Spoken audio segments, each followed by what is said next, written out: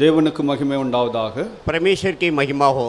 மீண்டும் ஒரு முறை நாம் இறைவனுடைய சன்னிதானத்திலே கடந்து வந்து இறைவனுக்கு ஆராதனை செய்யும்படிக்கு ஆண்டவர் இந்த பாக்கியத்தை எமக்கு தந்த எண்ணி நாம் இறைவனுக்கு ஸ்தோத்திரம் செய்வோம். एक बार फिर हम प्रभु के चरण पे आकर परमेश्वर को धन्यवाद के आराधना करने के लिए एक मौका हम सबको दिया है. इसे स्मरण करते हुए परमेश्वर को धन्यवाद. இறைவனுடைய வார்த்தைகளை நாம் தியானித்து அவருடைய பாதையிலே நாம் நடப்போமாக. परमेश्वर के वचनों को हम ध्यान करें और उसके मार्ग पर हम चलें. எல்லாரும் தங்களுடைய கருத்தில் இருக்கிற பரிசுத்த வேதாகமத்தை திறந்து ஏசாயாவுக்கு எழுதின நிருபம் 43ஆம் அதிகாரம் 10 இருந்து 12வது வாக்கியம் வரை யாராவது எழுந்து நின்று சத்தமாக வாசிக்கலாம். यशायाह नबी की पुस्तक 43वां अध्याय की 10 से लेकर 12 तक कोई उठ के ऊंची सबसे पढ़ सकते हैं. தீர்க்கனாகிய ஏசாயாவுக்கு எழுதின புத்தகம் और नबी यशायाह ने लिखा हुआ पुस्तक 43ஆம் அதிகாரம் 10 இருந்து 12வது வாக்கியம் வரை யாராவது எழுந்து நின்று சத்தமாக வாசிக்கலாம். 43वां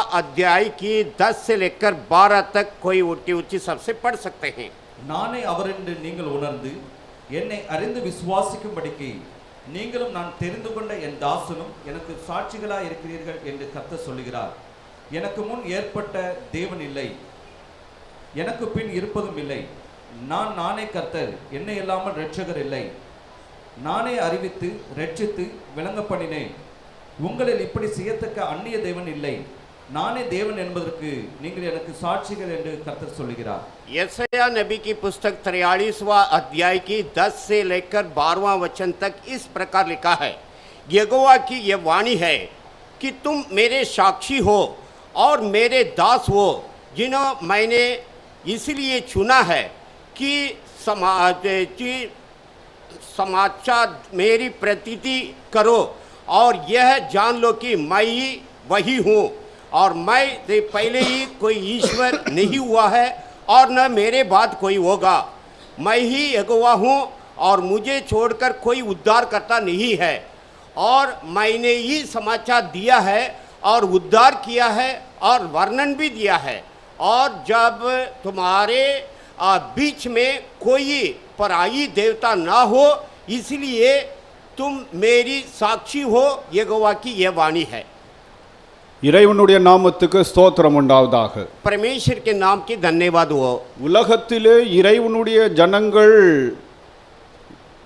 குறித்துள்ள ஆண்டவருடைய நோக்கம் இங்கே குறிப்பிடப்பட்டிருக்கிறது. संसार में जो लोगों हैं उनके विषय के लक्ष्य परमेश्वर के यह लिखा हुआ है. அவரை அறிந்து விசுவாசித்து உணர்ந்தவர்கள், उसको जानते हुए विश्वास करके अपनी सुन में जिन्होंने लाया है, அவர்கள் என்ன அறிந்து கொண்டார்கள், என்ன விசுவாசிக்கிறார்கள், என்ன அவர்கள் உணர்ந்து கொண்டார்கள். वे लोग क्या जाने हैं और क्या विश्वास किए हैं और क्या अपने सुन में लाया है. மெய் இறைவனை குறித்தும் सच्चाई परमेश्वर के विषय, அந்த மெய் இறைவனுக்கு முன்பதாகவும் பின்பதாகவும் எந்த இறைவனும் இல்லை என்றும், और उस सच्चाई परमेश्वर के पहले या बाद में कोई भी ईश्वर नहीं है. இறைவனை அறிந்து கொள்ள வேண்டும். அவர்கள் இறைவனுக்கு அறிந்து கொண்டவர்கள், விசுவாசிக்கிறவர்கள், புரிந்து கொள்ளுகிறவர்கள், அவர்கள் எனக்கு சாட்சிகளாக இருக்கிறார்கள் என்று இறைவன் துருளப்பட்டுகிறார். वे लोग परमेश्वर को जानना चाहिए, विश्वास करना चाहिए, अपने मन में सुन लाना चाहिए. वे लोग ही मेरे साक्षी है. மெய் இறைவனை அண்டி வேற இறைவன் உலகத்திலே இல்லை. सच्चाई परमेश्वर के अलावा दुनिया में और कोई भी ईश्वर नहीं है. உலகத்திலே ஒரே மெய்யான இறைவன் இருக்கிறார். இதை அறிவிக்கும்படிக்கு நீங்களும் என் தாசனும் நான் தெரிந்து கொள்ளப்பட்ட தாசனும் அதற்கு சாட்சிகளாக இருக்கிறீர்கள் என்று இறைவன் துருளப்பட்டுகிறார். वो सच्चाई परमेश्वर के प्रचार करने के लिए आप और मेरे दास भी है करके परमेश्वर की वाणी है. இறைவனை குறித்துள்ள சாட்சியை கூறும்படிக்கு நாம் எல்லாரும் மீட்கப்பட்டிருக்கிறோம். परमेश्वर के विषय को साक्षी देने के लिए हम सब लोग उद्धार पाए हैं. உன்னை குறித்து அல்ல, என்னை குறித்து அல்ல, तुम्हारे विषय नहीं, ना तो मेरे विषय. இறைவன் இந்த உலகத்தை அவர் படைத்தார். படைத்த இந்த உலகத்தை உலகின் படைப்பாளியை குறித்தும் और इस संसार को उन्होंने बनाया है और जिन्होंने जो बनाया है वो करता, அவரை விட்டு மனுமக்கள் விலகி சென்று விட்டார்கள். उनको छोड़कर इंसान अड़ गया है। என்னை அண்டி வேற இறைவன் இல்லை என்றும் मेरे अलावा कोई ईश्वर है ही नहीं, வேற ரட்சகன் இல்லை என்று இங்கே அறிவிக்கப்பட்டிருக்க மெய் இறைவன் தான் மனிதனை ரட்சிக்க முடியும். और कोई उद्धार करता नहीं है करके यहाँ पर लिखा है। जो सच्चाई परमेश्वर है वही लोगों का उद्धार कर सकता है। உலகத்திலே இறைவன் இருக்கிறார் என்று எல்லாரும் விசுவாசிக்கிறார்கள். हर लोग के विश्वास यह है कि दुनिया में कोई ईश्वर जरूर है। நாம் அப்படித்தான் விசுவாசிக்கிறோமா? क्या हम ऐसे ही विश्वास करते हैं? அந்த இறைவனை குறித்து தான் நாம் அறிந்திருக்கிறோமா? क्या उसी परमेश्वर के बारे में हम जाने हैं? அந்த புரிந்து கொள்ளலே தான் நாம் இருக்கிறோமா? उसी पहचान पे क्या हम है क्या அது नहीं? மெய் இறைவனாக இருந்தால் अगर वो सच्चाई परमेश्वर हो, அவருக்கு முன்பதாகவும் அவருக்கு பின்பதாகவும் எந்த இறைவனும் இல்லை என்று நீங்கள் விசுவாசிக்கிறீர்களா? उसके पहले या तो बाद में कोई भी ईश्वर नहीं है करके क्या आपके विश्वास है क्या नहीं? உலகத்துக்கு நானே அதை துருளம் பட்டினேன். और ये संसार के लिए मैं ही उसके प्रचार किया। நானே ரட்சிக்கிறவராக இருக்கிறேன் என்று 12வது வாக்கியத்திலே அவர் சொல்கிறார் பாருங்க. मैं ही उद्धार करने वाला भी हूं करके 12वां वचन में वो कहता है। அதற்கு நீங்கள் சாட்சிகளாக இருக்கிறீர்கள். उसके लिए आप गवाह है। ஆண்டவருக்கு மகிமை உண்டாவதாக. परमेश्वर की महिमा हो। சாட்சி என்றால் என்ன? साक्षी की मतलब क्या है? நீங்கள் உங்களை குறித்து அல்ல, आप अपने विषय में नहीं, நீங்கள் ஒருவரை குறித்துள்ள காரியத்தை நீங்கள் பார்க்கிறது, किसी एक व्यक्ति के विषय के कार्य को देखना, நீங்கள் கேட்டது, और जो सुना, அவரை குறித்துள்ள காரியத்தை வாசித்தது, उनके विषय का कार्य को पढ़ा, அவர் உங்களுடைய வாழ்க்கையிலே அவர் தென்பட்டு இருந்தால் அவர்களுக்கு ஓட நீங்கள் பழக்கம் கொண்டு ஒரு அனுபவத்தை நீங்கள் பெற்றிருப்பீர்கள். आपके जो जीवित में अगर वो आया होगा तो उसके साथ चलकर एक अनुभव आप जरूर पाया होंगे। அவரை குறித்து நீங்கள் சொல்வது தான் उसके विषय में जो आप कह रहे हैं சாட்சியாகும். यही साक्षी है। நன்றாக புரிந்து கொள்ளுங்கள், வேதாகமத்திலே கூறப்பட்டிருக்கிற சாட்சி என்றால் என்ன? बराबर समझ लो, शास्त्र में जो साक्षी करके लिखा उसके मतलब क्या? மார்க்ஸ் எடுத்துக்காங்க, சிக்மண்ட் ஃபியோட எடுத்துக்காங்க. कार्ल मार्क्स हो और थियोडर हो, இப்போ கம்யூனிசம் கொண்டு வந்த கார்ல் மார்க்ஸ், ஏஞ்சல், அவங்க கூட ரைட்டிங்கை நம்ம படிச்சிருக்கிறோம். कम्युनिस्ट वाला कार्ल मार्क्स का जो तत्व को मानते हैं। அல்லது சிக்மண்ட் ஃபார்ட பற்றி நீங்கள் படிச்ச சைக்காலஜி உடைய அதன தகப்பன் என்று பிதா என்று அழைக்கப்படுவார். साइकोलॉजी के पिता करके उसके थियोडर के नाम है। அவருடைய எழுத்துக்கள் எல்லாம் उसके लेखा को देखिए। அவர் எழுதினதை நம்ம படிச்சுட்டு இது அவர் தான் எழுதியிருக்கிறாருன்னு சொல்லிட்டு நமக்கு தெரியுமா? और वो जो हम पढ़ेंगे और हम सोचेंगे क्या उसी ने लिखा है? அவருடைய கைப்பட எழுதின அதாவது புத்தகங்கள், उसके हाथ से लिखा हुआ पुस्तक है। உயிரோட இருந்தா தான் நான் நம்புவேன்னு நீங்க சொல்ல முடியாது. क्या आप ये नहीं बोल सकते अगर वो जीवन पे रहेगा तो हम बता सकते हैं? அது ஒரு சாட்சி ஆகும். वो एक साक्षी है। கார்ல் மார்க்ஸ் இருந்தார், कार्ल मार्क्स था, சிக்மண்ட் ஃபார்ட் இருந்தார், सिगमंड फ्रॉइड भी था, அப்பொழுது இயேசு இருந்தார். அவர் ஒரு கைப்பட ஒண்ணு எழுதலையே, और यीशु அவரை का वो तो பற்றி अपने தானே हाथों से लिखा எழுதப்பட்டிருக்கிறது. है, उसको रख के लिखा हुआ है। நான் சொல்றேன், அது சிலவங்க இப்படி கேள்வி கேட்பாங்க. कुछ लोग सवाल पूछेंगे, அதாவது நாம் இறைவனுக்கு சாட்சிகளாக இருப்பது எப்படி? हम परमेश्वर के साक्षी बन के रहना कैसा? இறைவனுக்கு சாட்சி என்றால் உன்னுடைய சாட்சி சொல்வதல்ல, और जो परमेश्वर की साक्षी के मतलब आपके साक्षी ஆண்டவரை नहीं, குறித்து சொல்வதாகும். परमेश्वर के विषय அவர் की உங்களை साक्षी, சாட்சியாக அவருக்கென்று உங்களை வைத்திருக்கிறார். वो उनके लिए आपके लिए आपको இப்போ ये ஒரு गवाह விவாகம் रखा है। நடக்கிறது என்று பாருங்கள், அங்கே நாம் எல்லாரும் கூடி இருக்கிறோம். और जो हम सब लोग उधर ரெண்டு इकट्ठा பேர் அதாவது வாக்குமொழி கொடுக்கறாங்க, இல்லனா தாலி கட்டுறாங்கன்னு और வச்சுக்கோங்க. दो जन उधर यहाँ समझ लो मंगलसूत्र पहनाते हैं, போட்டோ எல்லாம் அதென்ன வரும் தெரியுமா? फोटो सब आएगा। அது பின்னால 10 வருஷம் 15 வருஷம் கழிச்சு நீங்க பாத்தீங்கன்னா 10-15 साल के बाद देखेंगे तो பாருங்க, நான் இந்த கல்யாணத்துல அதென்ன நான் போய் அட்டெண்ட் பண்ணேன். देखो ये शादी में मैं भी जाके शामिल था। அந்த போட்டோ வந்து ஒரு சாட்சியா, वो फोटो एक साक्षी है। நீங்க வயதா இருக்கலாம், उम्र हो सकती है, அப்பொழுது நீங்க வாலிபனாக இருந்திருக்கலாம், जब उस समय அந்த जवान रहा होगा, கல்யாணத்திலே நீங்கள் போய் கலந்து கொண்டது, और उस ஒரு ஃபங்க்ஷன்ல கலந்து கொண்டது ஒரு புகைப்படம், और जो उसके जो அது फोटो ஒரு சாட்சியாகும். वो फोटो एक साक्षी இப்போ है। நாம் அனுசரிக்கிற அதாவது திருவிருந்து இருக்குல்ல, यहाँ जो पवित्र प्रभोजन पालन करते हैं, இறைவன் இயேசுவானவர் உங்களுக்காகவும் எனக்காகவும் மரித்தார் यीशु मसीह आपके लिए मेरे लिए वो मरा। இது அவிசுவாசிகளுக்கு முன்பதாக இது சாட்சியாக நாம் வாரம் வாரம் கொண்டாடுகிறோம். अविश्वासियों के सामने साक्षी के रूप में प्रति सप्ताह हम इसे मनाते हैं। இயேசுவை ஏற்றுக்கொண்டதற்கு அடையாளமாக சாட்சியாக திருமுழுக்கு நாம் பெறுகிறோம். यीशु को स्वीकार किया करके साक्षी के रूप में बपतिस्मा पाते हैं। இப்போ வந்து புதுசாக வந்திருப்பார்கள். हो सके नए लोग आए நீங்க होंगे திருமுழுக்கு பெற்றவங்க அவங்களுக்கு பார்த்தாங்களா? जो बपतिस्मा ஆனா पाए புதிதாக வந்தவர்கள் எல்லாரும் இவர்கள் கிறிஸ்தவர்கள். இயேசுவானவரை அவர்கள் அறிந்து அவர்கள் ஒரு சடங்கை அவர்கள் கை கொள்கிறார்கள், திருவிருந்து ஆசரிக்கிறார்கள். और जो इन लोग सब यीशु के साथ के लोग हैं, இயேசுவை ஏற்றுக்கொள்ளாதவர்களுக்கு यीशु को जो अंगीकार नहीं किया, திருவிருந்து வந்து பெரிய சாட்சியாகும். ये प्रबोधन बड़ी திருவிருந்தில साक्षी ஏன் है। பங்கு கொள்ள வேண்டும்? சிலர்கள் அசைட்டை பண்ணுகிறார்கள். தயவு செய்து நான் சொல்லுகிறேன், இதிலே பங்கு பெற நீங்கள் சாட்சி இடுகிறீர்கள். इसमें आप जरूर भागी लेना है। இந்த உலகத்திலே வந்தார் என்றும் यीशु मसीह दुनिया पर आया है, என்னுடைய பாவங்களை கல்வாரி சிலுவையில ஏற்றுக்கொண்டார் என்றும் मेरे पापों को कलवारी सूली पर அவர் उठा लिया மரித்தார். है। நீங்க பாத்தீங்களா? பார்க்கல. वो मरा क्या நான் देखा नहीं? பார்க்கல. आप भी नहीं देखा, मैं भी அவர் नहीं அப்படி देखा। ஆனார் என்று ஒரு பெரிய சான்றிதழ் என்ன தெரியுமா? ऐसा हुआ करके बड़ा திருவிருந்தாகும். गवाह का यही நீ पवित्र அதை அசட்டை प्रबोधन। பண்ணுகிறனா இயேசுவை நீ மிதிக்கிறாய் என்ற அர்த்தமாகும். इसको तुच्छ जानते हो तो यीशु को பாவங்கள் दर्शाते உண்டான हो। அறிக்கை செய்து விட்டு விடுங்க. पाप हो तो अंगीकार करके छोड़ दो। நீங்கள் பரிசுத்தமாகிறதற்கு ரொம்ப வழிகளை ஆண்டவர் வைத்திருக்கிறார். पवित्र होने के लिए बहुत मार्ग परमेश्वर இது रखा ஒரு है। பெரிய சாட்சியாகும். ये बड़े साक्षी है। நம்முடைய முற்பிதாக்கள் நமக்கு சாட்சிகளாக हमारे இருக்கிறார்கள். मूल पिता इसके गवाह है। பாருங்கள், ஆபிரகாமை எடுத்துக்காங்க, ஆபேல் எடுத்துக்காங்க, ஏனோக்கை எடுத்துக்காங்க, इब्राहिम वो, आबिल वो, एनेक वो, நோவாவை எடுத்துக்காங்க, नूह को ले लो, ஈசாக்கை எடுத்துக்காங்க. ईसा को ले लो। எல்லாரும் பெரிய பக்தர்கள், பெரிய தன்ன பரிசுத்தவான்கள். सब लोग बड़े पवित्र அதே हैं, பட்டியல்ல पवित्रमान हैं। பெரிய கீழ்த்தரமான சிம்சோனுடைய பெயரும் வருதுல. और उसी में सिमसोन के नाम भी है नीच। எதுக்கு ஆண்டவர் அங்க கொண்டு வந்து क्यों வச்சிருக்காரு? परमेश्वर उसको रखा? அவர்கள் இறைவனை குறித்து சாட்சியிட்டார்கள். वे लोग परमेश्वर के विषय का साक्षी அவர்களுடைய दिया।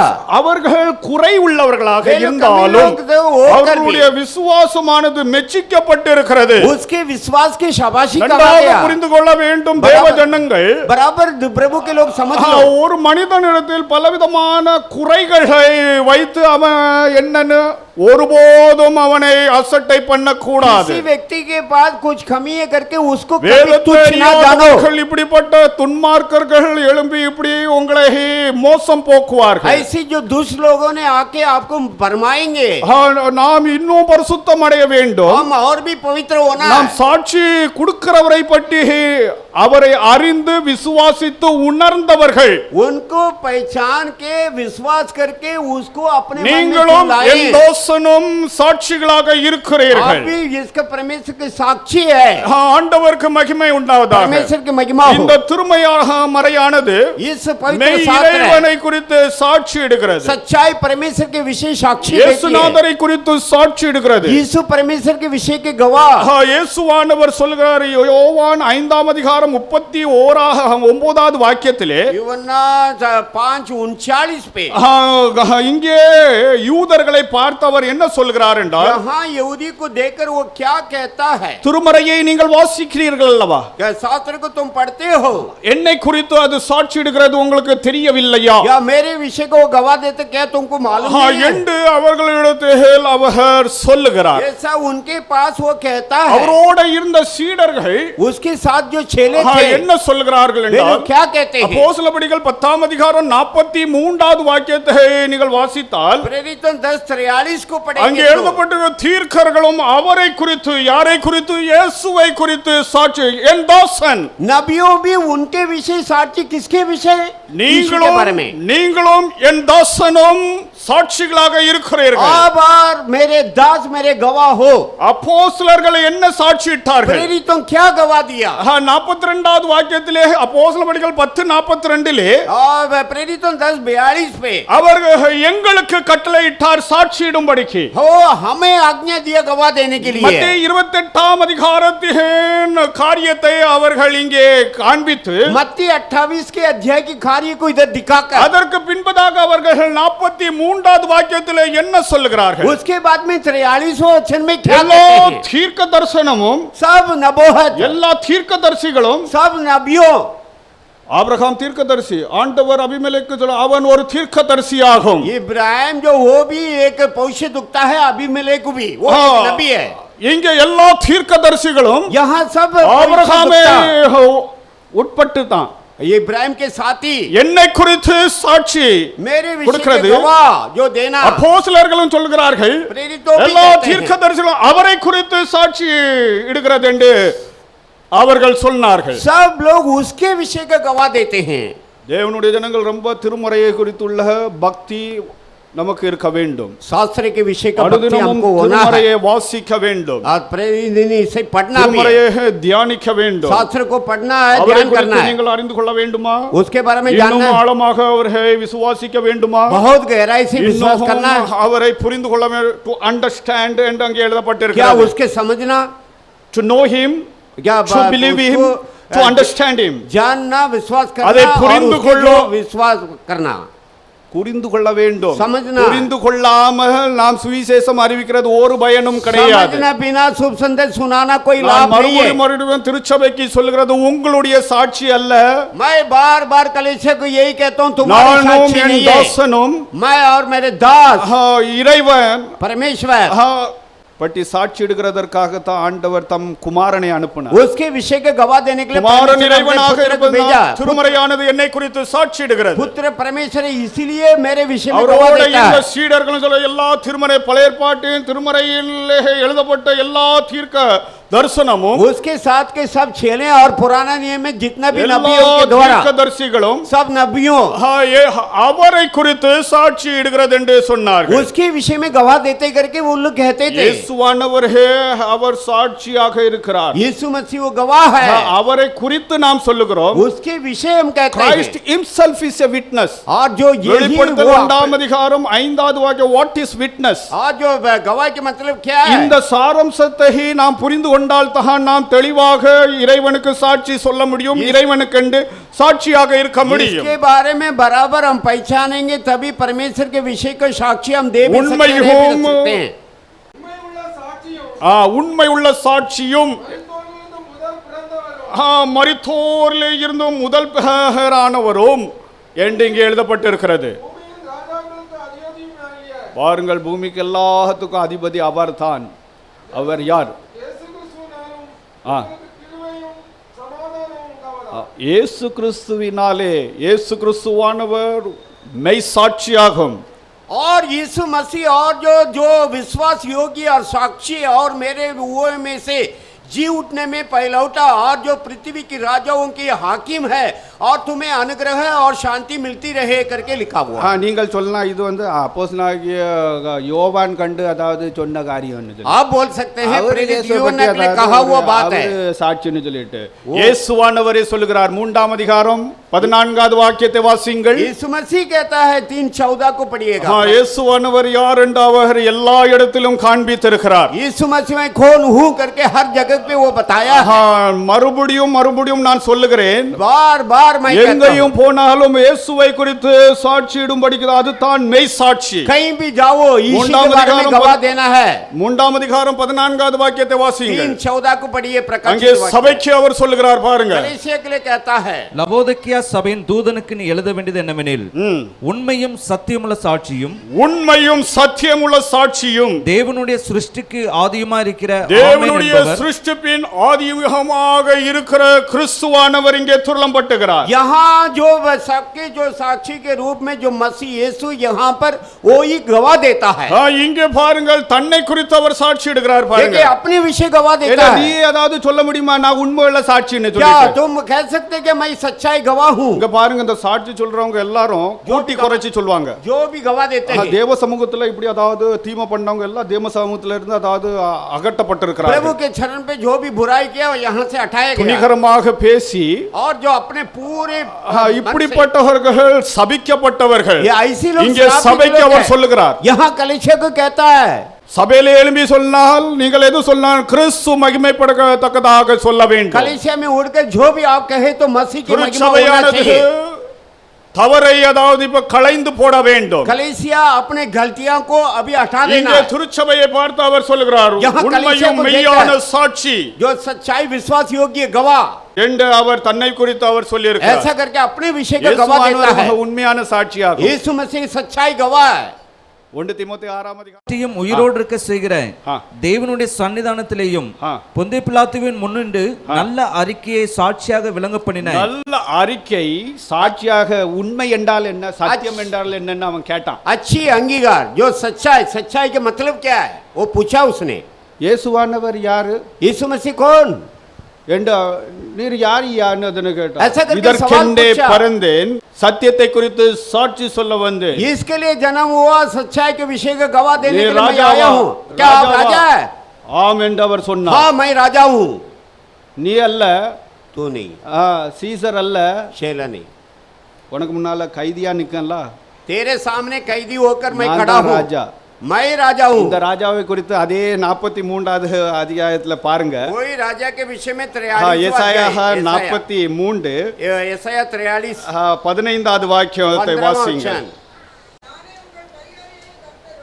ம் ம் உங்கள் ராஜாவாக இருக்கிறேன் என்று இறைவன் துருளம்பட்டுகிறார். मैं यहोवा जो तुम्हारी जो पवित्र इस्राएल का जो सृजनकार और तुम्हारी राजा हूँ। நாம் யாரை பிரஸ்தாபப்படுத்த வேண்டும் என்று, யாருக்கு சாட்சியாக இருக்க வேண்டும் என்று இங்கே हम எழுதப்பட்டிருக்கிறது. किसके प्रचार करना है, किसके लिए हम साक्षी बन के रहना है करके लिखा है इधर। இங்கே பாருங்க, यहाँ पर देखिए। அப்போஸ்தலர்கள்ல ஒருத்தன் கடந்து போயிட்டான், आज जो प्रेरितों में एक तो निकल पड़ा, நாசமா அதாவது போயிட்டான். वो सत्यानाश हो गया। அந்த இடத்துல இன்னொருத்தரை நிரப்பணும். उस जगह पे और किसी को नियुक्त करना है। அவங்க பேசிக்கிட்டாங்க, எப்படி நிரப்ப, ऐसा तो எப்படி நிரப்ப வேண்டும்? कैसे चलाएं? இதை குறித்து ஆண்டவருடைய சித்தம் என்ன? इसके ஆனா विषय 12 का பேர் வேணும். परमेश्वर के इच्छा 11 क्या? பேரை வச்சு அதாவது ஆண்டவர் மூவ் பண்ண மாட்டார். आज जो 11 जन को रखे 12 பேர் வேணும். 12 जन चाहिए। அப்போஸ்தலர்கள் 1ஆம் அதிகாரத்தை எடுத்து வைத்துக் கொள்ளுங்க. प्रेरितों पहला अध्याय को ले लो, அங்கே பாருங்க, वहाँ पर 21 22 வாசிங்க. 21-22 को पढ़िएगा। இங்கே பாருங்கள், சாட்சிகளை தெரிந்து கொள்வது.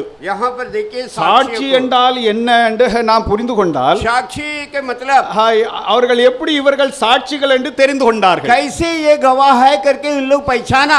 அங்கே பாருங்கள், இங்கே ஒரு குறிப்பு இருக்கிறது यहाँ பாருங்க. पर एक लिखा है, देखिए ஆ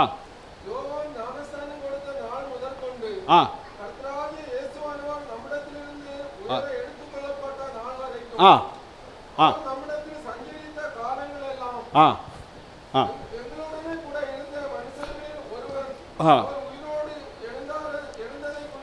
ம் ஆ வாசிங்க. போதும். इसलिए जितने दिन तक जो प्रभु यीशु हमारे साथ आता जाता रहा हरदार, और जो यूहन्ना के जो बपतिस्मा से लेकर हमारे पास से उठाए जाने तक लोगों को जो बराबर हमारे साथ रहे, और उचित है कि उनमें से एक व्यक्ति हमारे साथ जो उसके जो उठने के मसीह यीशु के गवाह होना चाहिए। போக்கும் வரத்துமாக இருந்தவர், जाता आता रहा, யோவான் ஸ்நானகனுடைய ஸ்நானம் பெற்றவர், यूहन्ना बपतिस्मा से बपतिस्मा पाया, அவங்களோட போக்குவரத்துமாக இருந்தவர், उसके साथ आते जाता रहा, இயேசுடைய மரணத்தை கண்டவர், यीशु का मृत्यु को जो देखा, அதாவது கண்டவர், जी उठने को देखा, இவர் ये तो है। அப்படித்தான் இந்த பதவிக்கு அவர்கள் யோக்கியமானவர்கள் என்று அவர் விட்னஸ், ये पदवी के लिए वही योग्यता है, वही गवाह, கிரைட்டீரியா வைத்திருந்தார்கள். जो இதிலே இருந்து இதுவரை और उसमें से எடுத்துக்கொள்ளப்படும் மட்டும் उठा लिए நம்மோட இருந்தவன், போக்குவரத்துமாக இருந்தவன், जाते आता रहा, அவரை இந்த பதவிக்கு ஏற்படுத்த வேண்டும் என்று उनको ये पदवी में नियुक्त करने के लिए ஒரு கிரைட்டீரியா வைத்திருந்தார். और एक साक्षी के रूप में एक ये रखा है पदवी। இந்த 12 பேர்ல அவர் சேர்த்து கொள்ளப்பட்டார். ये 12 जन के साथ उसको मिला लिया जाए। 500 பேருக்கு மேலானவர்களுக்கு ஒரே நேரம் தரிசனம் கொடுத்தார் என்று பவுல் எழுதுறாருல. पौलुस ये लिखता है 500 भी अधिक लोगों की एक ही बार दर्शन दिया। இது இது அந்த நேரத்துல நடந்ததாகும். ये उस समय हुआ है. அத பவுல் வந்து எடுத்து கையாளுறார். पौलुस लेके இந்த 500 பேர்ல इस 500 लोग में से இவர்கள்ல யார் அதாவது இந்த பதவிக்கு அதாவது கொண்டு வர इसमें से किसको ये पदवी में रखूं?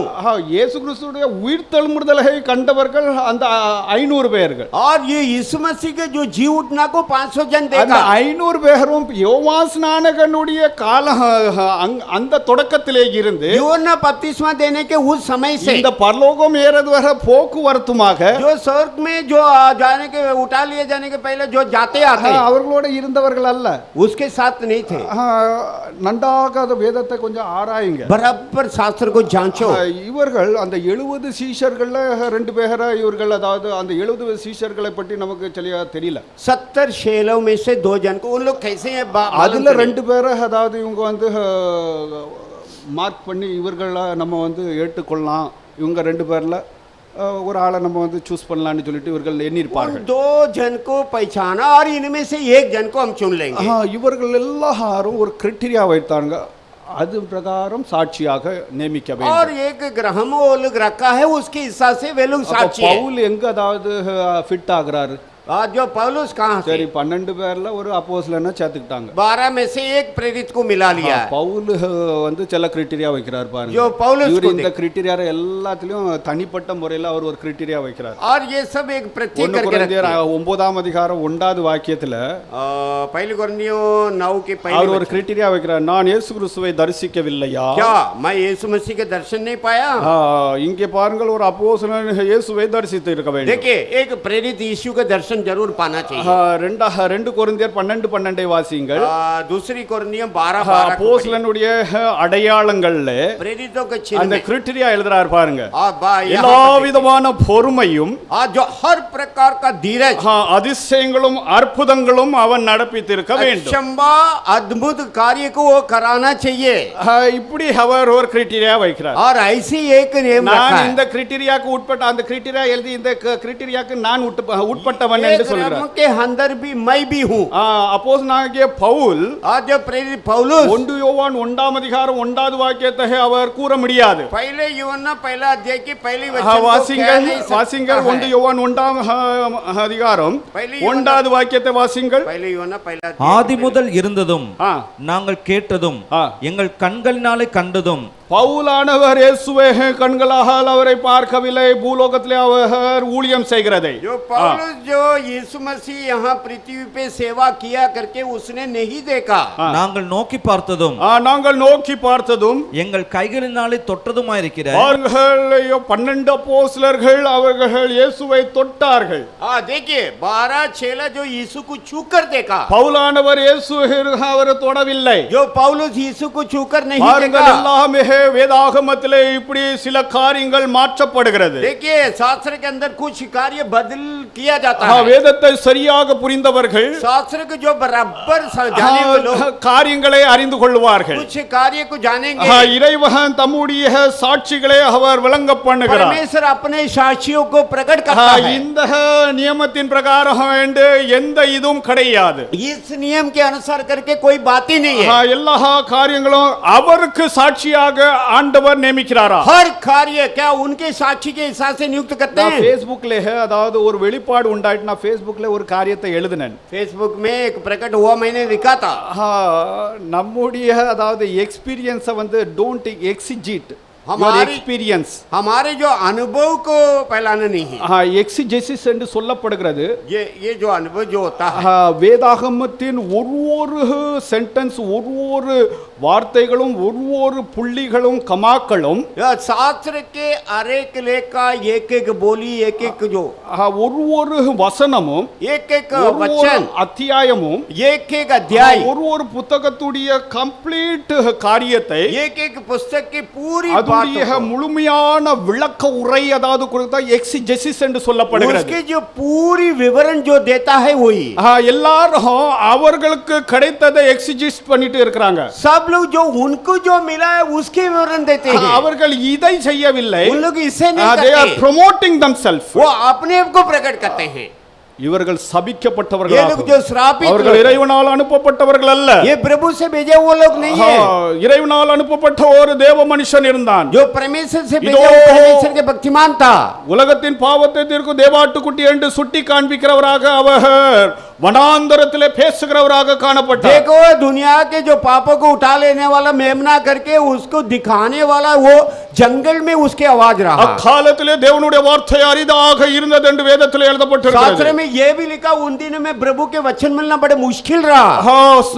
திருமுழுக்கனாகிய யோவான் ஸ்நானகனை பற்றி ஆண்டவர் எழுதும்போது बपतिस्मा देने वाला यूहन्ना के बारे में परमेश्वर யோவான் लिखने के बाद ஸ்நானகன் வனாந்தரத்திலே அவன் இருந்தான் என்றும் यूहन्ना बपतिस्मा देने वाला जंगल में रहा। இறைவனுடைய வார்த்தை அவனிடத்தில் கடந்து சென்றது என்று எழுதப்பட்டிருக்கிறது. उनके पास प्रभु के वचन चढ़ गया करके लिखा है। நீர் பெருகவும் நான் சிறுகவும். आप बड़े हो हम छोटे हो। ஒருவனிடத்தில் தேவனுடைய வார்த்தை இருந்தால் अगर किसी के पास प्रभु के वचन हो, அவரால் அனுப்பப்பட்டவனை குறித்து தான் அவன் சாட்சி கூறுவான். जिसने उनको जो भेजा है उसके विषय में गवाह। நீங்களும் आप என் தாசனும் मेरे दास எனக்கு சாட்சிகளாக मेरे இருக்கிறீர்கள். साक्षी हो। ஆண்டவருக்கு மகிமை உண்டாவதாக. परमेश्वर की महिमा हो। தேவனுடைய ஜனங்கள் प्रभु के लोग நாம் சாட்சி கொடுக்கிறதற்கான தடைகளை நீங்கள் அறிந்து கொள்ளுங்கள். जो साक्षी देने का रोकावट को आप पहचानो।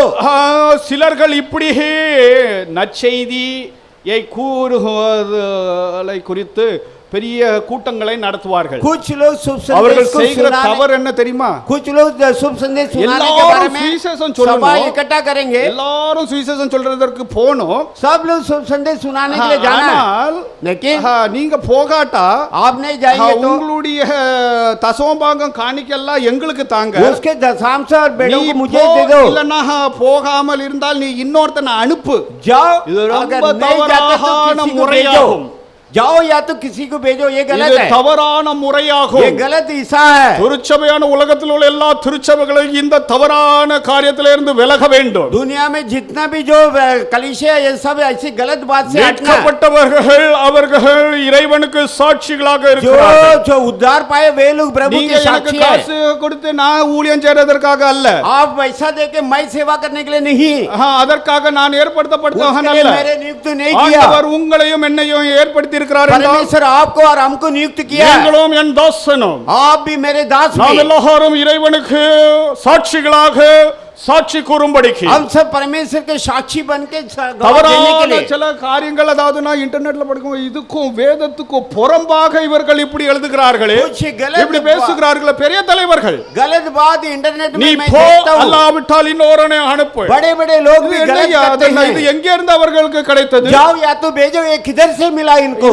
இது எந்த வேதத்துல ये இருக்கிறது? कौन से शास्त्र நாம் में है? எல்லாரும் சபை என்று சொல்லப்பட அனுப்பப்பட்டதாகும். हम सब जो कलीसिया बोला तो भेजा वो लोग है। அனுப்பப்பட்டதுதான் சபை. जिसने भेजा गया वही இந்த कलीसिया है। தத்துவத்தை அறியாதவர்கள் यही तत्व को जानने बिना அதனால்தான் ஒரு சபையில இருந்து பிரிந்து போய் इसलिए एक मंडली से अलग हो गए। பேர போட்டுட்டு மினிஸ்ட்ரி பண்ண, இதெல்லாம் தேவ துரோகமாகும். ये सब नाम लेके उन लोग मिनिस्ट्री करते हैं, गलत है, परमेश्वर का இதெல்லாம் द्रोह है। வேதத்துல எந்த ஆதாரமும் ये கிடையாது. सब शास्त्र में कोई இந்த நாட்கள்ல இறைவன் சொன்ன வார்த்தையை நான் உங்களுக்கு இந்த ஆண்டு முழுவதும் நான் உங்களுக்கு சொல்லுவேன். प्रभु के लोग ये साल भर में परमेश्वर ने जो बात தேவனுடைய मुझसे कहा வார்த்தையை उसे मैं பெற்றவர்களாக कहूंगा। நீங்களும் நானும் காணப்பட प्रभु के வேண்டும். आशीष हम पाए वो लोग होना चाहिए। நீங்களும் என் தாசனும் आप और मेरे दास எனக்கு சாட்சிகளாக இருப்ப, உங்களுக்கு நீங்களே சாட்சிகள் அல்ல. मेरे गवाह करके लिखा, आपके लिए आप साक्षी கடைசியில नहीं। சொல்ல சாட்சியாக சாட்சி சொல்லுகிறவர்களுடைய வாழ்க்கை குறித்து நான் சொல்லுகிறேன். जो साक्षी जो दे रहा है उसके गवाह मैं ही बताऊंगा। ரட்சிக்கப்பட்டவர்கள் எல்லாரும் விட்னஸ். जितने भी उद्धार पे वो साक्षी है। நீங்க கொண்டு வர்றீங்க, नए आत्मा को लाते तो அதெல்லாம் விட்னஸ் वो सब साक्षी है। நீங்க சொல்லி அதாவது கூட்டிட்டு வர்றீங்க. आप उनके पर बोलकर आप लाते हो। இரண்டாவது தடை என்ன? ப்ரொஃபஷனலிசம். दूसरी रुकावट ये होता है, இது பாஸ்டருடைய, அதாவது இது பாஸ்டர் பண்ண வேண்டியது. ये सब पास्टर जी करने के काम है। அவர் தானே இறையல் பள்ளியில போய் படிச்சிட்டு வந்திருக்காரு. वही वहां पर पढ़कर पढ़ा लिखकर आया है। ஜாப் தானே, ये पास्टर के काम है। அதாவது சம்பளம் கொடுக்கறோம்ல, தசமபாகம் காணிக்கை எல்லாம் எதுக்கு? पास्टर को तो दशम सब देते, पगार तो இது देते हैं ना। ப்ரொஃபஷனல், அதாவது என்ன ப்ரொஃபஷனல் ஆக்கிட்டீங்க. आज जो இது मेरे ஒரு को தடையாகும். ये एक रोक है I am not a professional. और ये- Brothers, I am not a professional और pastor. ये एक रोक है, हम एक पास्टर हूँ। நன்றாக புரிந்துக்கோங்க. बराबर समझ Word लो। matters. ஒரு வேர்டுக்கும் ஒரு அர்த்தம் இருக்கிறது. एक एक नाम के एक एक अर्थ होता है। I am not a professional pastor. और मैं ऐसे तुमने रखा हुआ एक पास्टर जी नहीं है। मैं நான் வந்து அதாவது சம்பளத்துக்காக ஏற்படுத்தப்பட்ட பாஸ்டர் அல்ல. पगार के लिए रखा हुआ पास्टर जी मैं नहीं। தசமபாக வாங்குறதற்காக காணிக்க வாங்குறதற்கான பாஸ்டராக நீங்க என்ன நியமிக்கல. दशांश लेने के लिए, बेड़ों लेने I के am लिए not a आप हमको professional. नियुक्त किया है। நான் ப்ரொஃபஷனல் பாஸ்டராக இருந்தால் मैं நீங்க अगर- கண்டிப்பா அதாவது நீங்க எனக்கு பே பண்ணணும். जरूर आप मेरे को पगार भी देना पड़ेगा। மாசத்துக்கு 2 லட்சம் ரூபாய் அதாவது சபையார்கள் எனக்கு கொடுக்கணும். एक महीना में 2 लाख रुपए कलेक्शन से हमको देना पड़ेगा। இதுதான் ப்ரொஃபஷனல், அதாவது यही work என்று उसके जो சொல்லப்படுகிறது. नियुक्त किया वो सेवा है। பாஸ்டர்ஸ் தேவ ஊழியக்காரர்கள் they are not professionals. और हम लोग ऐसे जो रखे हो ஒரு रखा हुआ அருமையான புத்தகம் ஆங்கிலம் தெரிந்தவர்கள் ஜான் பைப்பர் எழுதின brothers we are not professional என்று ஒரு புத்தகம் அருமையான ஊழியர்களுக்கு जॉन पाइपर करके ஒரு புக் எழுதியிருக்கிறார். एक ने एक बुक लिखा है। ஊழியத்துக்காக ஆயத்தப்படுகிறவர்கள் அந்த புத்தகத்தை கண்டிப்பாக வாசிக்க सेवा के लिए जो तैयार हो रहे हैं उन लोगों को जरूर वो पुस्तक पढ़ना है। ஆண்டவருடைய ஜனங்கள் நன்றாக வாசிக்க வேண்டும். पर उनके लोग I am बराबर not a पढ़ना है। professional pastor. मैं ऐसा रखा हुआ एक पास्टर இன்னொன்று जी नहीं है। பெசிமிசம் என்று சொல்லப்படுகிறது. दूसरी एक बात है, என்ன அதென்ன ஆண்டவர் பயங்கரமாக அதென்ன அனுதினமும் ஆண்டவர் தானே சபையில சேர்த்து கொண்டு வந்தார். और जो प्रतिदिन परमेश्वरी कलेक्शन में लोगों को நம்ம मिलाया எதற்கு करके அதாவது சபைக்கு ஜனங்களை இது வந்து பெசிமிஸ்டிக் அதாவது மென்டாலிட்டி हम ஆகும். क्यों उनको बुला के लाना चाहिए, परमेश्वरी लाएगा அட करके। பாவிகளா, இதுல இருந்து வெளியே வாங்க. इसमें से बाहर आ जाओ। டோன்ட் பி ஸ்பெசிபிக், அதாவது பெசிமிஸ்டிக்காக இருக்க கூடாது. आज जो ऐसे एक रखा हुआ पास्टर के ஆண்டவர் हिसाब से नहीं। அனுதினமும் சேர்த்து கொண்டு வந்தார். प्रतिदिन परमेश्वर ने कलेक्शन में அதுக்கு मिला क्या है? அர்த்தம் தெரியாத அதாவது முட்டாள்களாக சில நம்மளும் பிரசங்கம் பண்ணியிருக்கிறோம். उसके जो நம்ம எல்லாம் அதன போய் யாரும் கூப்பிட வேண்டிய தேவையில்லை. अर्थ मालूम होने पे ना हम भी प्रचार இதெல்லாம் किया है। சாத்தான் அதாவது நம்மளை அதாவது தேவனுக்கண்டு சாட்சிகளாக இராதபடிக்கு நம்மளை இருத்தி வைத்த ये காரியமாகும். सब बातों परमेश्वर के गवाह बन के ना रहने के लिए हमें बिठा के रख दिया है। நான்காவது தடை என்னவென்றால் பேனிக். चाहे चौथी रुकावट यह है, நம்ம அதாவது பேசினா ஒரு கேள்வி கேட்டுருவானே, अगर हम बोलेंगे तो सवाल पूछेगा, ஜனங்கள் அதாவது இதெல்லாம் தடைகளாகும். सवाल पूछेगा करके। பேனிக் ஆகாதுங்க. ऐसा मत இயேசு सोचो। கிறிஸ்துவை குறித்துள்ள சாட்சி அவரை குறித்து அறிந்து விசுவாசித்து உணர்ந்தவர்கள். ये यीशु मसीह के विषय के गवाह यह है कि उसके बारे में जानकर पहचान कर विश्वास किया वो साक्षी है। ஐந்தாவது தடை என்னண்டா पांचवा रुकावट பர்சிக்யூஷன். நம்ம இயேசு கிறிஸ்துவை ஏற்றுக்கொண்டால் இப்போ ரொம்ப புது ஆத்மாக்களுக்கு இந்த ஒரு தயக்கம் இருக்கும். हम जो नए नए आए हैं उनको कुछ रुकावट அவங்களெல்லாம் நம்ம வந்து அதாவது சரியாக சத்தியத்துக்கு நேராக ஊழியர்கள் இதை செய்ய வேண்டும். और उनको सब सच्चाई के हिसाब से उनको चलाना सेवकों के அவர்களுக்கு काम है। இயேசு விடுவிக்கிறவராக இருக்கிறார். यीशु छुटाने वाला है। இயேசு கிட்ட வந்தா குடும்பம் நம்மளை ஒதுக்கி வச்சிருமோ, क्या यीशु के पास आएगा तो நம்மளை परिवार அடிச்சு में हटा देगा? கொன்னுடுவாங்களோ, क्या मार डालेंगे? இப்படி எல்லாம் பயந்து ऐसा அந்த डर के। பெர்சிக்யூஷனுக்காக பயந்து और ऐसी बातों के लिए डर के அவர்கள் அதாவது கிட்ட நம்ம போறது கிடையாது. उनके पास जाते அவர்களை नहीं வர்றதற்கு நம்ம வந்து அழைக்கிறது கிடையாது. और वो यहाँ आने के लिए बुलाते भी नहीं हम। இதெல்லாம் தடைகள். ये सब நன்றாக रुकावट। எழுதி வைத்துக் கொள்ளுங்கள். बराबर लिख के रख लो। You are not a proxy. और जो ऐसी You जो are not a professional witness. और ऐसे जो है आप ऐसा Don't एक be रखा हुआ गवाह नहीं है। பெசிமிஸ்டிக்காக இருக்காதுங்க. और ஆண்டவர் ऐसे- எல்லாம் பார்த்துக்கிடுவாரு.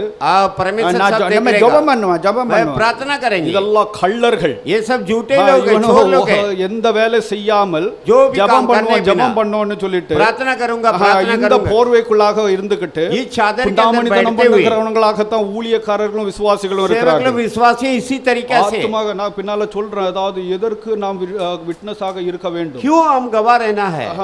நம்ம வந்து பேனிக் ஆகுறோம். அவன் क्वेश्चन கேட்டா நம்ம என்ன பதில் हम सोचते हैं कि वो अगर सवाल पूछेगा तो हम कैसे जवाब देंगे? இஸ்லாமியர்கள் இப்படி क्वेश्चन கேக்குறாங்க, இப்படி அதாவது அதுக்கு எப்படி பதில்? ये लोग ऐसे எவனாவது கூட்டிட்டு வா ஐயா. सवाल पूछेंगे, ऐसे सवाल पूछेंगे। என்கிட்ட கூட்டிட்டு வாங்கன்னு தானே ऐसे நான் डरे சொல்றேன். तो यहाँ मेरे पास लेके आओ, கூட்டிட்டு வாங்க. जब उसको बुला ले आओ। உங்களுக்கு பயமாக இருந்ததுன்னா இங்க கூட்டிட்டு வாங்க. आपको डरे तो मेरे पास लेके என்ன आओ, கூட்டிட்டு போங்க. या तो मुझे ले चलो।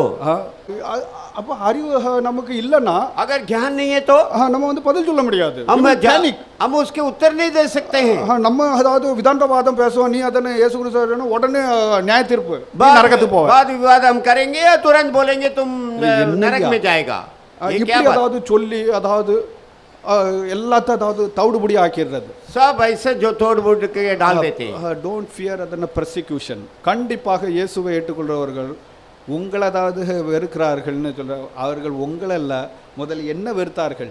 जो यीशु को जो प्रचार करते हैं वो लोग को इसके बारे में बैरी करते हैं, लेकिन वो तुम्हारे बैरी नहीं, मुझे इनकार करते हैं। மூன்று கேள்விகள், 3 सवाल, இதற்கு நீங்கள் பதில் इसके आप उत्तर लाना है। எதற்கு நீங்கள் சாட்சி கூற வேண்டும், किसके लिए எதற்காக நீங்கள் சாட்சி, why you should witness, किसके लिए आप गवाह देना है। நன்றாக ஜனங்கள் இந்த வருடம் இதை நீங்கள் கை கொள்ள வேண்டும். ये साल बराबर इसे पालन करना है आप लोग।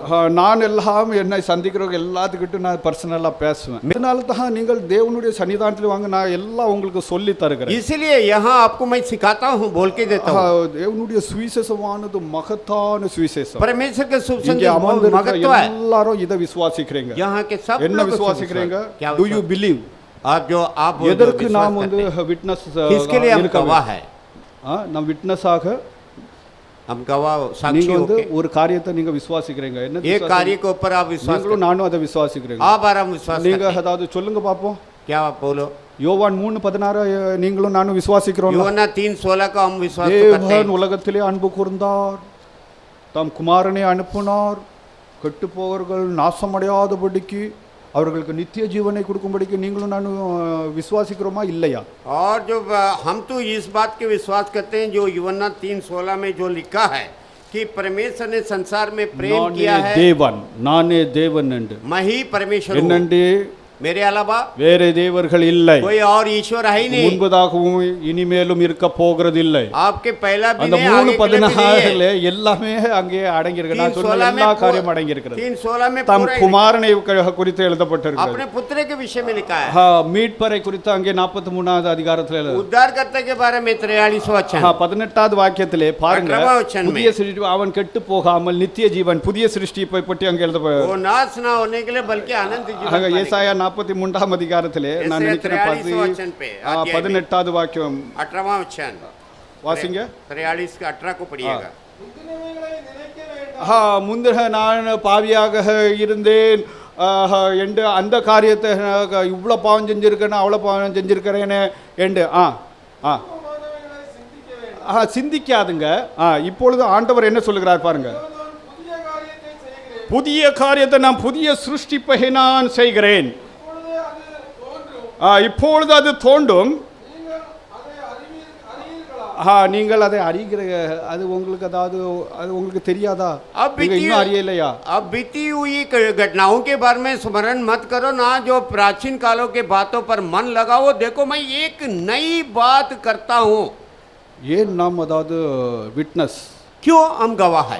நாம் இதை விசுவாசிக்கிறோம். हम इसे विश्वास करते हैं। யோவான் 3:16 நாம் ஆழமாக இன்னும் விசுவாசிக்க வேண்டும். यूहन्ना 3:16 को और भी गहराई रूप से विश्वास करना है। இரண்டாவது காரியம், दूसरी कार्य why you should witness, और क्यों because तुम साक्षी बन के रहना। God has given us the spirit of boldness. जो परमेश्वर हमें पवित्र आत्मा दिया है, பயத்துக்குரிய ஆவியை தராமல் जो भय के आत्मा नहीं, தெளிந்த புத்தியுள்ள ஆவியை தந்திருக்கிறார். खराई बुद्धि की आत्मा, பலமும் தெளிந்த புத்தியுள்ள ஆவியை தந்திருக்கிறார். बलवंत और जो खराई मन, ஆவியானவரை குறித்து எனக்கு சாட்சிகளாக இருக்கும்படிக்கு தான் நீங்களும் நானும் ஆவியின் அபிஷேகத்தை பெற்றிருக்கிறோம். मेरे गवाह होने के लिए आप हम गवाह बने हैं। साक्षी தீர்க்க தரிசனம் சொல்றதுக்கு அல்ல, नबूवत कहने के लिए नहीं, அந்நிய பாஷையில பேசுறதுக்கு अन्य அல்ல, भाषा में बोलने के लिए नहीं, முக்கியமாக எனக்கு சாட்சிகளாக இருக்கும்படிக்கு खास करके मेरे गवाह बन के रहने அந்த के लिए போல்ட்னஸ் அதாவது ஆவியை நாம் பெற்றிருக்கிறோம். पवित्र आत्मा हम पाए हैं। இந்த பாரம் நமக்கு அந்த ஆவியை பெற்றவர்களுக்கு இந்த பாரம் இருக்கும். 1 கொரிந்தியர் 9:16 வாசிங்க. इस बोझ उनके लिए रहेगा। पहली कोरिन्थियों 9:16 ஒரு பணியும் செய்கிறது கிடையாது, कोई सेवा नहीं करते, ஜபம் प्रार्थना, தூசிக்கிறது, निंदा करना, இவனோ ஒரு காரியத்தும் செய்யறது கிடையாது. कुछ काम भी नहीं करते। இவங்களெல்லாம் பார்த்தா எனக்கு இவர்கள் தேவனுடைய ஊழியக்காரர்களா? मैं इसको देखकर तो क्या इन लोग சாத்தானுடைய परमेश्वर के கையாட்களாக இருக்கிறார்கள், இப்படி திருச்சபை ஆகி போயிட்ட ये शैतान के हाथों पे ऐसा कलेश हो ரொம்ப गया है। மன வருத்தமும் அதாவது பிரச்சனையுமாக இருக்கு. मन में बहुत चिंता हुई इसके बारे में। நான் இறைவனுடைய செய்தியாளனாக நான் இருக்கிறேன். मैं परमेश्वर के I am संदेशक the बन के messenger खड़े of हूँ। God. मैं, நீங்கள் எல்லாரும் இறைவனுடைய மெசஞ்சர்ஸ்கள். आप सब लोग परमेश्वर के संदेशक है।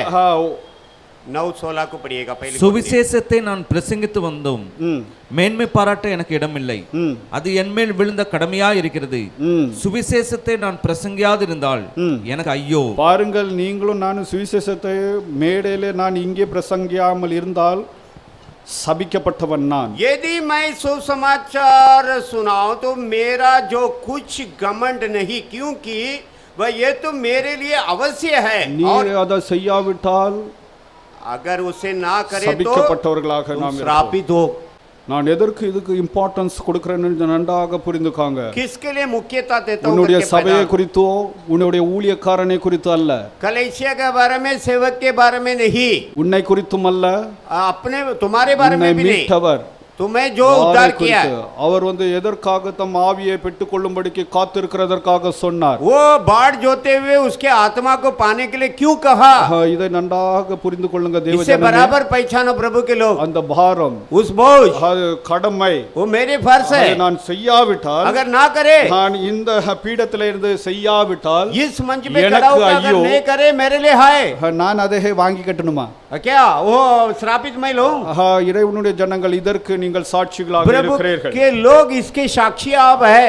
எங்கே நீங்க நற்செய்தியை அறிவிக்க வேண்டும், நீங்கள் சாட்சிகள். கஹா? எங்கே நீங்கள் சாட்சிகள்? कहाँ आप साक्षी है? ஒன்று உங்களுடைய சுட்டத்தார், तुम्हारे सह कुर्बी, நீங்கள் எங்கே இருக்கிறீர்களோ அதுதான் எருசலேம். जहाँ आप रहते हैं वही यरूशलेम, உங்களுடைய குடும்பம், आपके परिवार அங்கே நீங்கள் சாட்சிகளாக उधर இருங்கள். गवाह है। அதற்கு வெளி சுட்டு என்று அவுட் சைடு சர்க்கிள் என்று நான் எழுதியிருக்கிறேன். पड़ोसी समझो, बाहर का। யெகூதியா, यहूदा में அங்கே நீங்கள் சாட்சிகள். उधर आपके गवाह, உலகமெங்கும், विश्व भर around में, the world, विश्व भर में நீங்கள் சாட்சிகளாக எங்கே சாட்சி கூற வேண்டும்? आप साक्षी है। சாட்சிகளாக வைத்திருக்கிறார் कहाँ உன் साक्षी குடும்பத்திலே, बना के रखा அக்கம் परिवार பக்கம் में, இருக்கிறவர்களுக்கு, हमारे पड़ोसी के உலகத்துக்கு बीच में, தான் உங்களை சாட்சியாக, दुनिया में आपके लिए साक्षी करके रखा है। நீங்களும் என் தாசனும் சாட்சிகளாக இருக்கிறீர்கள். குடும்பத்துல நான் சாட்சியா இருக்கணும். நான் பாஸ்டர் நான் சொல்றதை கேட்கிறாரு, அதை செய் இதை செய், அது கிடையாது. परिवार में मेरे साक्षी होना चाहिए, गवाह होना चाहिए। என்ன, நீங்க உங்களுடைய குடும்பம் அதான் எருசலேம். अब நாம் குடும்பம் यरूशलेम, எருசலேம். हमारे நம்முடைய परिवार यरूशलेम है, அது யூதேயா. हमारे पड़ोसी यहूदिया। நீங்க ஊருக்கு போறீங்க, டெல்லிக்கு போறீங்க, அது உலகம். गांव जा रहे हैं, दिल्ली जा रहे हैं, ये दुनिया है। இங்கே அதாவது நீங்கள் சாட்சியாக ஆண்டவர் உங்களை வைத்தார். Where you should witness. यहाँ पर आपको गवाह करके प्रभु ने रखा है। மூன்றாவது, எப்படி நாம் விட்னஸ் பண்ண வேண்டும்? कैसे हमारी पहचान, हमारी गवाह बताना। நம்முடைய பாதங்களை குறித்து ஆண்டவர் ரொம்ப கவனமாக இருக்கிறார். हमारे जो पैरों के विषय में प्रभु बहुत ध्यान ரோமர் 10ஆம் அதிகாரத்திலே 14 வரை வரை பாதங்களை குறித்து நான் சில நோட்ஸ் எடுத்திருக்கிறேன். और जो 14 से लेकर 17 तक हमारे जो முதலாவது பாதம், நம்முடைய பாதங்கள் पहले हमारे சுத்திகரிக்கப்பட்ட பாதங்களாக இருக்க हमारे जो வேண்டும். पैरों शुद्धिकरण किया हुआ होना चाहिए। 14வது வசனத்தை வாசிங்கள். ரோமர் 10:14. रोमियो 10:14 को पढ़िएगा। அவரை விசுவாசியாதவர்கள் எப்படி அவரை தொழுது கொள்வார்கள்? அவரை விசுவாசிக்காதவர்கள் எப்படி தொழுது கொள்வார்கள்? அவரை குறித்து கேள்விப்படாதவர்கள் எப்படி விசுவாசிப்பார்கள்? பிரசங்கிக்கிறவன் இல்லாவிட்டால் எப்படி கேள்விப்படுவார்கள்? பிரசங்கிக்கிறவன் இல்லாவிட்டால் எப்படி கேள்விப்படுவார்கள்? फिर जिस पर उन्होंने जो विश्वास नहीं किया, तो जो उसके जो नाम क्यों कर, और जो जिसका नहीं सुनिए तो उस पर क्यों कर विश्वास करें, और जो प्रचारक बिना क्यों कर सुने। அழைப்பை அதாவது பெற்ற பாதம், जो बुलावट को पाया हुआ पैर, நம்முடைய பாதங்கள் பரிசுத்தப்படுத்தப்பட வேண்டியதாக இருக்கிறது. हमारी जो पथ जो होता है वो पवित्र होना चाहिए। இரண்டாவது பிரசன்டிங் ஃபீட் என்று எழுதப்பட்டிருக்குது. यह दूसरा அதை எடுத்து கூறுகிறதற்காக நம்முடைய அடிகளை நாம் நகர்த்தி செல்கிற பாதங்கள், और इसे प्रचार करने के लिए हमारी पथों को आगे रखना। அதாவது ஃபீட், நாம் எல்லாரும் ப்ரிப்பேர் ஆக வேண்டும். पवित्र किया हुआ पथ है। மூன்றாவது ஃபீட்டை பற்றி நான் ப்ரொனவுன்சிங் ஃபீட் என்று எழுதியிருக்கிறேன். तीसरे जो पथ के विषय में அதுடைய நோக்கம், उसके 15வது வாக்கியத்தை வாசிங்கள். அனுப்பப்படவிட்டால் இந்த பாதங்கள் அனுப்பப்படாவிட்டால் ये जो போதும். पथ अगर नहीं आगे அதோடைய बढ़ा तो நோக்கம் என்ன, அதோடைய பர்பஸ் என்ன, उसके लक्ष्य क्या है? அனுப்பப்படுகிறதற்கான பாதங்கள், भेजा जाने का पैर pronouncing feet என்று எழுதப்பட்டிருக்கு. और उसके जो भेजा जाने की उस पथ करके 15வது வசனத்தின் பிற்பகுதியை வாசிங்க. 15वां वचन की पिछली भाग को சமாதானத்தை கூறி ஆ. நற்காரியங்களை சுவிசேஷமாய் அறிவிக்கிறவருடைய பாதங்கள் பாருங்கள் எவ்வளவு அழகாக இருக்கிறது. उनके पैरों देवजनमे पांवों कितनी सुहावनी है। ஊழியக்காரர்களே, प्रभु के how लोग सेवकों, precious is your feet. तुम्हारे जो पैरों உன்னுடைய कितनी सुहावनी है। உன்னுடைய அழைப்பு பரிசுத்தமாக்கப்பட்ட அழைப்பாகும். तुम्हारे बुलावट पवित्र किया நீ हुआ, ஆயத்தம் பண்ணப்பட்ட பாதங்களுடையவனாக நீ तैयार காணப்படுகிறாயா? किया हुआ पथ है। அந்த நோக்கத்தை நீ அறிந்திருக்கிறாயா? क्या उस लक्ष्य அது को तो எவ்வளவு जानते हो? அருமையானது என்று நீ वो உணர்ந்திருக்கிறாயா? कितनी सुहावनी करके तो पहचाना है। நம்முடைய பாதங்கள், हमारे पैरों, நீங்களும் आप என் தாசனும் मेरे எனக்கு दास சாட்சிகளாக. भी मेरे साक्षी है வேற ஒரு உத்தார்கர்த்தா கிடையாது. और कोई ईश्वर नहीं है इसके अलावा। நம்முடைய வாழ்க்கையை நம்ம அமைத்துக் கொள்ள வேண்டும். हमारे जो जीवित को हम बना रखना है। இந்த விட்னஸ் உடைய வாழ்க்கை ये साक्षी की जीवित உண்டு அர்ப்பணிக்கப்பட்ட வாழ்க்கை. एक तो अर्पण किया हुआ जीवित, சாக்ரிஃபிஷியல் அதாவது வாழ்க்கையாக. अर्पण किया हुआ जीवित है। பாருங்கள் 2 கொரிந்தியர் 4ஆம் அதிகாரம் 10வது வாக்கியத்திலே दूसरी कुरिन्थियों 4:10वां அங்கே वचन பாருங்கள், அவர் தன்னை அவர் சொல்லுகிற காரியங்கள் எல்லாம் பவுலடியாருடைய அவருடைய வாழ்க்கை, அவருடைய ஊழியம், அவருடைய எல்லா காரியங்களையும் சற்று நாம் ஆராய்ந்து இன்னும் அறிய வேண்டியதாக இருக்கிறது. पौलुस के जीवित और उसके जो कार्य, उसके जीवित की बातों को और भी गहराई रूप में पहचानना चाहिए। அவரை எப்படி எடுத்து உபயோகித்தார், देखिए उससे लेके कैसे उपयोग किया। அவரை மட்டுமல்ல, உலகத்திலே 2000 ஆண்டுகளாக பலர்களை ஆண்டவர் பலத்த கிரியை செய்யும்படிக்கு எடுத்து உபயோகித்தார். दुनिया में 2000 सालों से कई लोगों को बलवंत कार्य करने के लिए प्रभु ने लेके उपयोग किया। அந்த பவுலை எடுத்து உபயோகித்தவர் जिन्होंने पौलुस को लेके उपयोग किया உங்களையும் है, என்னையும் எடுத்து உபயோகிக்கிற அர்ப்பணிக்கப்பட்ட சாக்ரிஃபிஷியல் அதாவது வாழ்க்கை நமக்கு இருக்க வேண்டும். आपको भी हमको भी लेके उपयोग करने के हिसाब से हमारी जो अर्पण जीवित होना चाहिए। 4ஆம் அதிகாரம் 10 2 चार கொரிந்தியர் 4:10. ஆ ஆ நீங்க வாழ்றீங்களா, நான் வாழ்றேன்ல, हम जीते हैं, आप भी है। என்னைக்கு அதாவது நம்ம வாழ்க்கை வாழ்கிறோம். हमारी जीवित क्या है? தூசிக்கிறதும் அதாவது பிரச்சனை பண்ணுகிறதும், निंदा करना, समस्या करना, இவர்கள் எல்லாம் கிறிஸ்துவுடைய ஊழியக்காரர்கள் ये கிடையாது. सब मसीह की सेवकों नहीं நாம் है। அப்படி இருக்க கூடாது என்று ஆண்டவர் சொல்கிறார். हम பல ऐसा नहीं எச்சரிப்புகளை रहना ஆண்டவர், चाहिए। நான் அது சொல்வதில்லை, कुछ चेतावनी दे रहे हैं, लेकिन मैं तो नहीं पता तो डांटना देना है। ஆண்டவர் ஒரு காரியத்தை சொல்லி எல்லாருடைய கூடாரத்தை நான் காலி பண்ணுவேன்னு சொல்லிட்டு प्रभु அது ने காலி बोला, ஆயிட்டு இருக்கிறது. उनके पूरा तंबू को मैं काली कर दूंगा, अभी काली हो रहा है। இவர்கள் யாரு ये लोग நான் कौन? நினைப்பேன். ஆனா நான் யார் என்று எனக்கு தெரியும். मैं कौन है, நான் मैं யார் என்று எனக்கு पहचानता हूं। தெரியும். நீங்க யார் என்று நீங்கள் அதாவது அவருடைய மரணத்தை அதாவது சுமந்து செல்லுகிறவர்களாக நாங்கள் இருக்கிறோம். यीशु की जो Sacrifice. मृत्यु को Sacrifice. हम उठा ले ஒரு चलते हैं। அவிசுவாசிக்காக உன்னை சாக்ரிஃபைஸ் பண்ணுகிறது ஒரு தப்பு இல்ல. एक अविश्वासी के लिए तुम अपने आप को जो अर्पण करता है वो எவ்வளவு कोई காசு गलत नहीं கொடுக்கிறதும் है। அதாவது அது தப்பே இல்ல. அவன் कितना भी என்னைக்காவது पैसा அவன் खर्च करो, ரட்சிக்கப்படும். वो आना तक खर्च करते रहो। அவன் என்னைக்காவது ஒரு நாள் ரட்சிக்கப்படுவான். कोई न कोई दिन तो जरूर।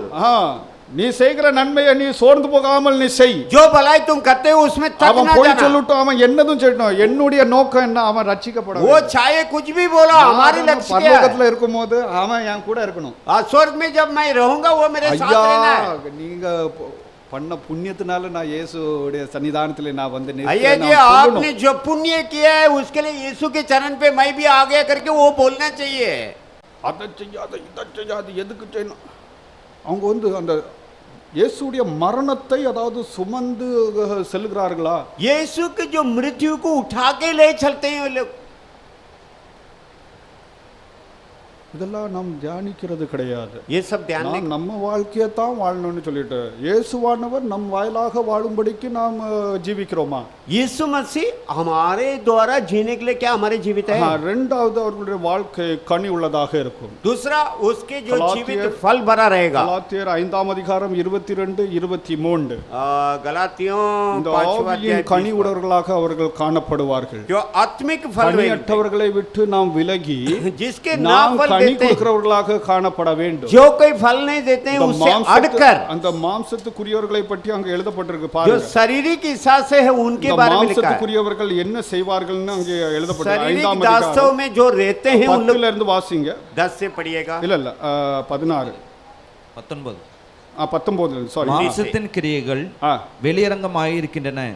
அவை யாவன விபச்சாரம், வேசித்தனம், அசுத்தம், காமவிகாரம், விக்கிரக ஆராதனை, பில்லிசூனியம், பகைகள், விரோதங்கள், வைராக்கியங்கள்.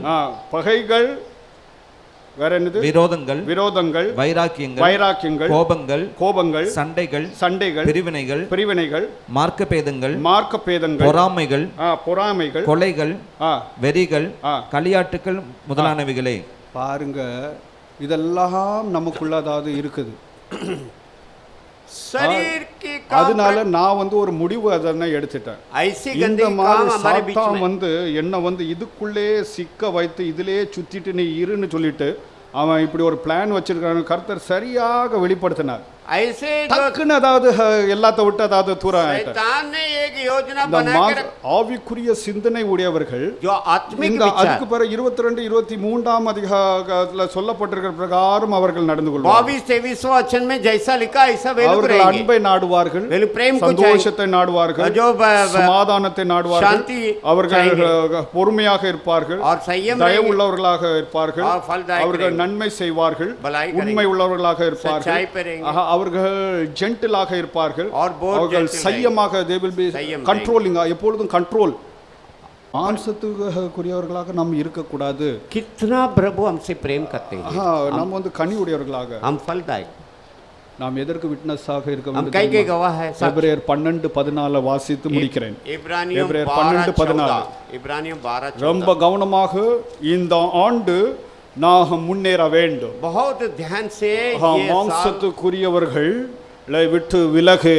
जो शारीरिक दासों में जो இவர்கள் அரசியல் பண்ணிக்கிட்டு ऐसे जो இவங்களுக்கு பண்ணாத அட்டூழியங்களை பண்ணிட்டு बहुत सारा மாதிரி நீங்க விலகுங்க. उससे हट जाओ. நான் விலகிட்டேன். मैं तो अड़ गया. இப்படி அதாவது தெளிவாக இருக்க வேண்டும். ऐसे हम நீங்களும் என் தாசனும் எனக்கு சாட்சிகளாக இருக்கிறீர்கள். आप मेरे दास मेरे साक्षी हो. வாசிங்கள் எபிரேயர் 12:14 யாவரோடும் சமாதானமாய் நாம் எல்லாரும் இங்கே கூடி வந்திருக்கிறோம். பரிசுத்தமுள்ளவர்களாய் இருக்கவும் நாடுங்கள். பாருங்கள், நாம் சமாதானமாக இருக்கணும், நாம் பரிசுத்தமாக இருக்க வேண்டும். பரிசுத்தமில்லாமல் ஒருவனும் கர்த்தரை தரிசிப்பதில்லை. வருகைக்காக நீங்களும் நானும் ஆயத்தமாக இருக்கணும். இதுதான் சாட்சியின் வாழ்க்கையாகும். सबसे मेल मिलाप रहो और जो उस पवित्रता के खोजी में जिसके जो बिना कोई प्रभु को कदापि ना देखेगा. अर्पण करो. கனி உண்டாகும்படிக்கு உங்களை அர்ப்பணிங்க. பரிசுத்தம் உண்டாகும்படிக்கு அர்ப்பணிங்க. पवित्र होने के लिए अर्पण. ஆத்மா ஆதாயம் செய்கிறது ஆத்மாவை जीतना வாழ்க்கை अरे जीवित அர்ப்பணிங்க. அவர்களுக்காக ஒரு ஆத்மாவை நீங்க செலக்ட் பண்ணுங்க. एक आत्मा को आप चुनकर रखो, उसके लिए अर्पण करो. அவனுக்கு என்னது செய்யணுமோ செய்யுங்க. जो करना उसको करो. அவன் கேட்கறான் கேட்காம போறான், मांगे या नहीं भी मांगे, அவன் கெட்டு போக கூடாதுன்னு நீங்க நினைச்சீங்கன்னா நீங்க அதை செய்வீங்க. अगर वो नाश नहीं होना चाहिए करके आप सोचेंगे तो उसे करेंगे. வேண்டும் என்றால் நீங்கள் செய்வீங்க. आप इसे जरूर आप करेंगे. இறைவன் அவனை நேசிக்கிறார் என்று நீங்கள் அறிந்திருந்தால் நீங்கள் செய்வீங்க. अगर आप जाने होंगे परमेश्वर उनसे प्रेम करता तो आप जरूर करेंगे. இதெல்லாம் நாம் அறிந்திருந்தோம். ये सब हम जानकर भी अगर हम ना करें எனக்கு ஐயோ, मेरे लिए है, உங்களுக்கும் ஐயோ, आपके लिए भी है. இறைவன் வர போகிறார். परमेश्वर आने वाला है. இறைவனுடைய வருகை யாவரோடும் சமாதானமாக இருங்கள். सबसे मेल मिलाप से रहो. நாம் எல்லாரும் சமாதானமாக இருக்க வேண்டும். हम सब लोग शांत से, திருச்சபையும் சமாதானமாக, हर एक जो मंडली शांतता से பரிசுத்தத்தை நாட வேண்டும். पवित्रता को चाहना. நாம் பரிசுத்தமாக இருதயத்திலே பரிசுத்த சிந்தை உடையவர்களாக, मन में जो पवित्रता के विचार होते हुए என்று சொல்லப்படுகிறது நன்றாக புரிஞ்சுக்கோங்க. सदा पवित्र के मतलब பிலிப்பியர் 4ஆம் அதிகாரம் 8வது வாக்கியத்தை உண்மை உள்ளவைகளே இவைகளோ, जो सच्चाई बात, ஒழுக்கம் உள்ளவைகளே जो இவைகளோ, कराई बातें, அத நீங்க சிந்திச்சிட்டு இருங்க. உசிக்கு- இதுதான் பரிசுத்த வாழ்க்கை. उसको आप सोचते रहो। நீங்களும் என் ஆ- தாசனும் आप और मेरे दास சாட்சிகளாக मेरे இருக்கிறீர்கள். साक्षी हो, உணர்ந்து इसे समझ कर, அறிந்து விசுவாசித்து உணர்ந்து जानकर, विश्वास करके நமக்கு அந்த உணர்வு இருக்க வேண்டும். उसके ये सुन हमको होना चाहिए। நாம் நம்மளை அர்ப்பணிப்போமாக. हम अर्पण करेंगे, கனி உண்டாகும்படிக்கு நாம் தியாகம் फल होने के लिए हम நம்மை अर्पण करेंगे, தகனித்து போடுவோமாக. हम अपने को पसंद कर देंगे, பரிசுத்தம் पवित्र மெருகேற்றப்பட்டு पवित्र நாம் और भी எல்லாரும் அடுத்தவனை விட இவனை பட்டு அவர் அப்படியா हाँ அவர் சரியாயிருவாரியா. हाँ ठीक है, वो बराबर हो அப்படிதானே? जाएगा। நான் அதை நான் சரியான நேரத்துல அவர்கிட்ட நான் சொல்றேன்யா. ठीक நான் है, இப்படித்தான் ठीक சொல்லுவேன். समय पर मैं बोलूंगा उनको, கரெக்டான நேரத்துல சொல்லுவேன். बराबर टाइम से बोलूंगा मैं, கரெக்டா சொல்லி அவரை நான் வந்து ட்ராக்ல தானே இழுத்து வச்சிருக்கேன். बराबर बोल के उनको रास्ता पे बराबर लाऊंगा मैं। நீங்க கிறிஸ்துக்கு சாட்சியா मसीह के लिए साक्षी रहेगा तो திருச்சபையானது சாட்சி பெற்றிருக்கும். उसके साक्षी पाया रहेगा, ஏனென்றால் இந்த சபையானது அது திருச்சபையானது இயேசுவுடையதாகும். क्योंकि ये நீங்கள் कलीसिया இயேசுக்கு जो சாட்சியாக कलीसिया இருக்கும்போது यीशु का है, திருச்சபையானது மேன்மைப்படுத்தப்படும். यीशु के साक्षी अगर बन के रहेगा तो कलीसिया भी ऊंचा किया जाएगा। நான் எவ்வளவு பெரிய பாவி தெரியுமா? இந்த ஆன்லைன்ல நான் ஆராதனை ஆரம்பிச்சது.